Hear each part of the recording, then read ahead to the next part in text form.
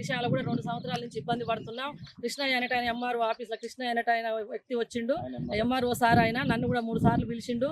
నన్ను ఒత్తిడి చేసిండు. నువ్వు లైఫ్ స్పాయిల్ అవుతుంది, నువ్వు ఇబ్బంది పడతావు, నువ్వు మెంటల్ టెన్షన్ వస్తుంది, కాంప్రమైజ్గా అమ్మ అంత అమ్ముకొని ఎవరో అక్కడికి ఎట్నో ఆశపడ్డాడు, నీ వరకు నీ ఎట్నో ఎంతో అంతో చోడిపించుకో అమ్మ అన్నాడు. అంటే నేను 5 గుంటలు ఇస్తా అన్న, అట్లా కూడా కాదన్నాడు.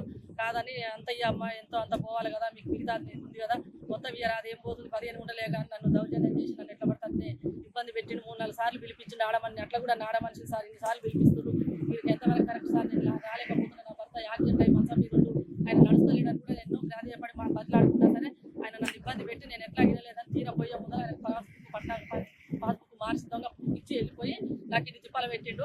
ఆ బుక్ పట్టుకుని వాళ్ళు రూరల్ ఎస్ఐ కాడ అనిల్ రెడ్డి సార్ దగ్గర వాళ్ళు కంప్లైంట్ ఇస్తే ఆయన అదే నమ్మకం అదే మాట పట్టుకొని నన్ను ఆయన ఇబ్బంది పెడుతుండు, చాలా కష్టపెడుతుండు. నన్ను అది కూడా చెప్పిన అనిల్ రెడ్డి గారికి, ఎస్ఐ గారికి, రూరల్ ఎస్ఐ గారికి, ఏమని కృష్ణయ్య సార్ కూడా ఇట్లా పిలిచి నన్ను ఇబ్బంది పెట్టింది సార్. నేను ఆ విషయంలో కూడా చాలా సఫర్ అయినా.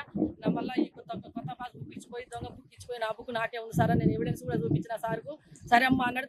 తెల్లారి పొద్దునట్టు వచ్చి మమ్మల్ని ఇట్లా ఇబ్బంది పెట్టిండు. మళ్ళీ ఫీల్డ్ మీదకి వచ్చి నన్ను చాలా సఫర్ అయినా సార్. అందరు కలిసి నన్ను బెదిరిస్తున్నారు, అందరు లంచాలు తీసుకురో ఏం చేస్తారో నాకు తెలియదు, కానీ నన్ను మాత్రం చాలా ఇబ్బంది పెడుతున్నారు. 25 సంవత్సరాల నుంచి కబ్జాలో నేను నా పక్క రైతులతో ఎవిడెన్స్తోనే నాకు ఎఫ్ఐఆర్లు అయినాయి. మళ్ళీ కూడా ఎంక్వైరీ చేసుకొని మళ్ళీ కూడా ఎంక్వైరీ చేసుకొని నాకు న్యాయం చేయాలి.